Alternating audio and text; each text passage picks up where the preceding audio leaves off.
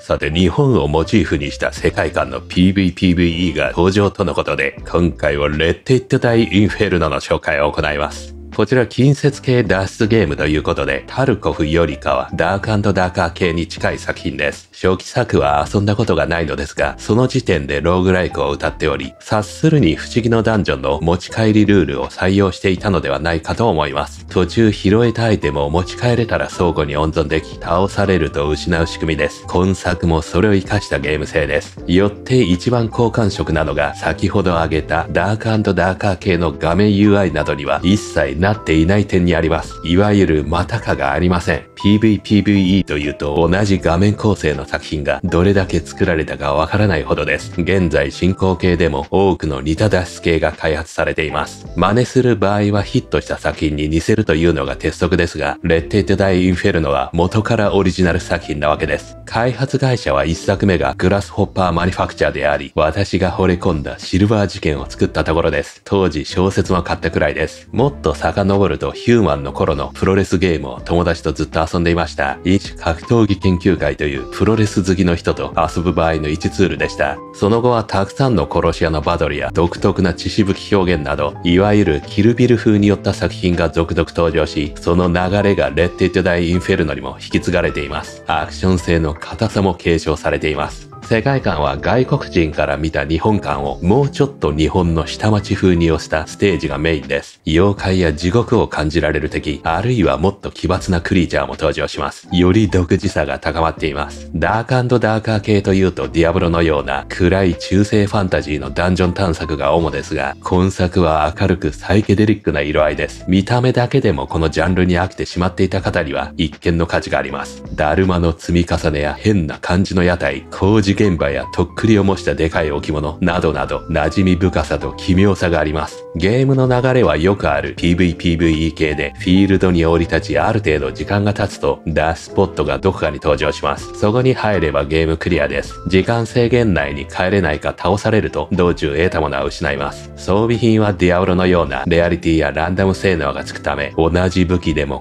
異なる内容になります。左右2つの武器と 4V の防具があり装備集めがはかどります。ただし重量制限があり序盤はほとんど持てないため、初めはそこまで装備の温存を意識して遊ぶことはなさそうです。最終段階になるまでは結局どんどん武器や防具が更新するし、道中ボロボロ入手できます。すっぱだかで挑んでもさっと集まります。まずはゲームに慣れ、マップを覚え、敵を無傷で裁けるようになり、いかにスムーズに脱出を行えるようになるかが第一です。繰り返すほどポイントが貯まり、永続強化が行えます。その最中、価値のあるものを回収し、資金を貯めます。セーフポケットがあるためそこに入れれば敗北しても多少持ち帰ります。他の人とアイテムトレードも可能で少人プレイも楽しめます。PVP も含むため他プレイヤーも襲ってきますが、近接主体であり理不尽に訳もわからずやられてしまう場面は少なそうではあります。補充も早いため慣れるまでは初期装備で倒される覚悟で気軽に殴りかかると良いです。価格は3850円であり、大抵の PVPVE は無料のため多くの人に遊んでもらうというよりかは独自の世界観が気に入った人や過去作のファンに買ってもらう設定にも思います。発売後しばらく経つと PVP 部分はそこまで活発にはならない可能性もありますが、 PVE だけでも遊べる内容です。いかに時間内で奥地まで探索できるかの挑戦が待っています。脱出系の中でも異形を放つタイトルとなることでしょう。スリルを伴う奇抜な日本がモチーフのハクスラトレハンゲーを楽しんでみたい人に特に刺さる内容のため、気になる方はチェックしてみてはいかがでしょうか。発売日は2025年12月4日で PC のほか PS5 も予定されています。というわけで一体どんなゲームシステムなのか実際にプレイした様子をギュッとまとめたので、どうぞご覧ください。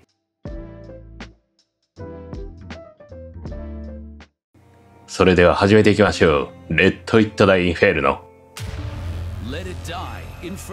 あ、そういう発音なんだ。左が主人公か。目が覚めたら綺麗なお姉さんと謎の脳みそが。マム。さあまずは移動とカメラ。これでカメラ。ボディの馴染み具合。地獄門の入り口。まずは縦札。RT。なんだこれ。回復かな。マップ。下で確認できる。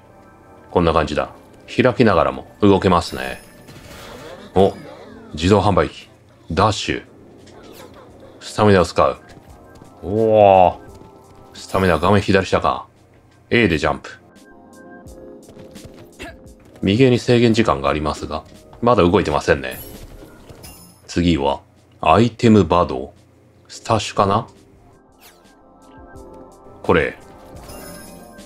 お、中には一通りいろいろ入ってますね。全回収とかないの。左か右、どちらかに装備できる。グレイスハンマー。さらにヘルメット？どんどん回収しよう。装備は、上で装備かな？うん。装備品。左右の手に武器。あと全身4箇所。それぞれ特性を持っている。同じ装備でも性能に差がある。レアリティもありますと。でも奥深くに行かないと手に入らない。LB と RB で違う武器が触れんのか？敵の名前はイユーズかな？そいつらはデッドシェルと呼ばれる障壁に覆われている。まずは破壊する？あいつか。6ターゲットないの？この野郎。お、剥がした？そこ綺麗。やったー。独自の世界観ですね。人工たこ焼き。チョコキノコ。鮮度不変とか書いてある。キノコにチョコ合うんだろうか。次は RB プラス LB ガードブレイク。敵をひるませることができる？タヌキあるぞ。ガードブレイク。当たりませんね。こいつか。人型。うわー。成功したが。そう殴れ。さらにアイテム。現在との比較は真ん中に書かれてますね。変更後。こっちは純粋に強いのかな？グレイスハンマープラス3。能力が3つまでついてますね。右手に装備。あと刀。刀の比較したいんだけど。左手比較はこれか。まあ、これも性能アップですかね。インベントリーウェイト。ちょっと軽いのか。武器のプラス数値の他にも必要ボディランクとかありますね。そう、次はガードか。ガードブレイク攻撃はガードできない。ガードに成功した直後にカウンターが出せる。あとどっちですね。スタミナを使う。カウンター。へい。あれやったー。これ結構硬いんだな。攻撃中にガードはできませんね。結構隙が出る。次は RT でスキル。このスキルは何なんだ？さっきからずっと使ってるけど。ステルス、隠れられる。さらに Y プラス武器攻撃でデスブロー。デスブロー。おー、飛んでた。じっくりと。どうした？エンマゲート。全部倒せばいいのかな？上になんかいたけど。あれがエンマか。わー、あー。さあ、さらに現在なんか1の数字が光ってるけど、これ何かな？次はしゃがみ。ステルスで動ける。これ足音かな？この妙なゲージはね。キノコ、自爆する。一種のトラップか？危ない。使い切りのアイテム。回復アイテムかな？バイタノン S。容量超過してるね。どうしたらいいの？ジャスト回避とかないよね。バカだ。ああ。容量超過の場合、どっちができないね。一回回復してみよう。これ超過 OK だ。地獄マンは空間が不安定。さらにエスケープポット。これで脱出すんのかな？早い者勝ち。PVP 要素もあるんだね。マップは下でしたっけ？ああ、結構広いんだね。この時点で。あれ？ここにアイテム入れたら消えちゃったんだけど。あ、下に落としたんだ。バックパックとしてね。足元には落とせるんだね。これで他人のアイテムを奪えるのかな。こっちが出口か。おー、出したー。やったー。すげえ格好だな。うわー。あ、なんだ。あ、脊髄。脊髄が飛び出て。これ脱出すんの？独自に。新しいボディへと乗り移る。ボディによって性格や個性の影響が性能に現れる。ランダムなの？もしくは選べんのかな？あ、選べるっぽいね。お、オールラウンダー。こっちはアタッカー。ドロップキックができるよ。攻撃力が高いのか。次は、何？アイデンティティ、魂の印。玉印。入れ墨かな？ランダムでいいや。卍っぽくなった。チャプター1。地獄へようこそ。セーフボックス。ここに預けられるのかな？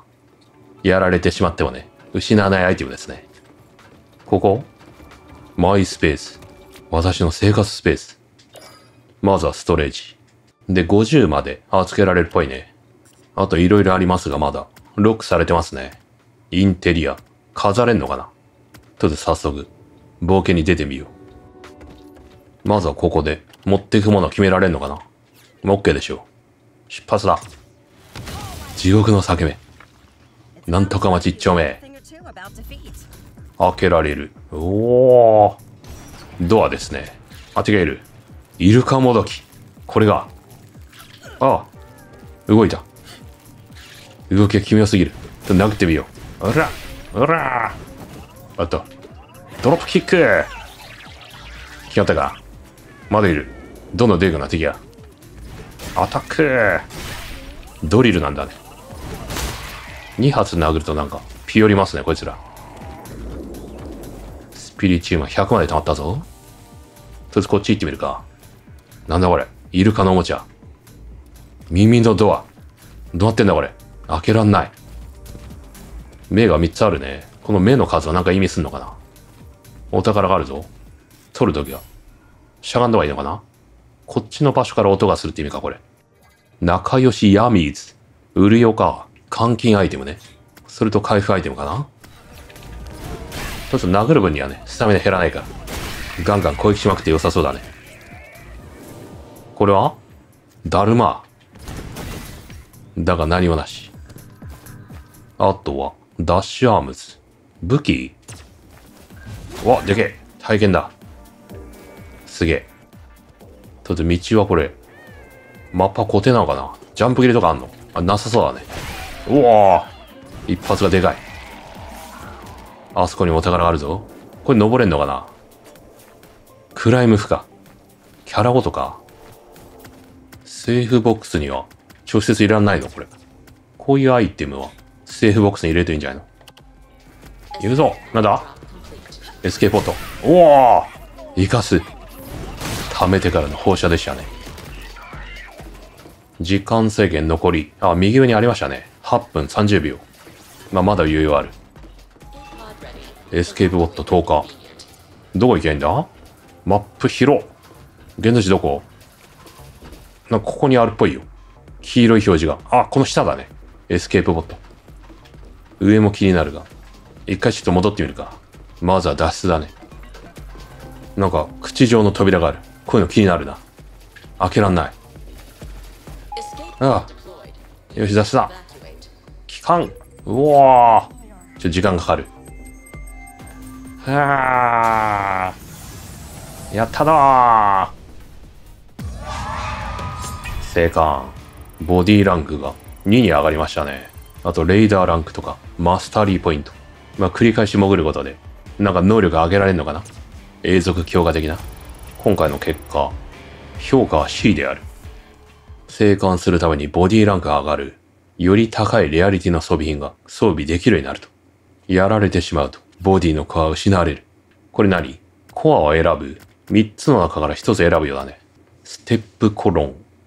これは登り用かな？特殊な場所が登れる。これは、インベントリーウェイトがプラス20。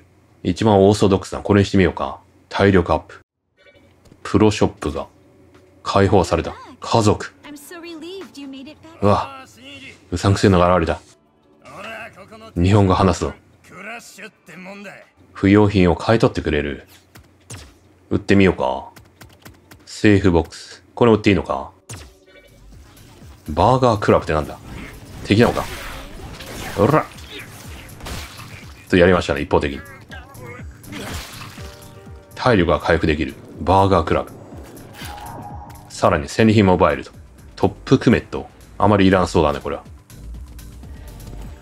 お、なんだあれ。ディフェンスか。ほら。おお、すげえ。ガードブレイク。モーションが長い。さらに戦利品を奪う。花火シューター。これ武器なんだ。あ、撃てる。飛び道具あんの？まさかの。だってエイムすんの？あ、撃ってなんか、足元でバカしてる。そういう攻撃？グレラン的な感じなんだ。スタミナは減らないし。すげえ強く思えるけどね。派手だよ、そうそう。お、こっちになんかお店があるぞ。屋台が。あ、ただの背景か。食べられるとか、そういうわけじゃなさそうだね。人がいる。暗い。何？やるじゃないか。ほらー！防がれてる。ガードブレイク！よっしゃ。ああ、当たった。フィントがありましたね。2体同時が厳しいな。うわー！ホーミング能力ほんと強い。やられそうだ。やられたー！無念だ。ただし、経験値はね、蓄積されます。サブミッションが解放された。仕事を受けられる。何を何体倒すとか、そういう話かな。で、装備品はセーフボックスのもの、保持されてますね。マスタリーポイントが解放。スキルツリーですかね。はじめはこっから、次は攻撃力プラス 1% アップ。ビビたるもんだな。先に進むことで、スキルクールタイムとか、インベントリーウェイト、より持てるようになったりするのかな。さあ、本日はここまでですね。こちら気になる方は、ぜひ購入して遊んでみてください。それではまた次の動画でお会いしましょう。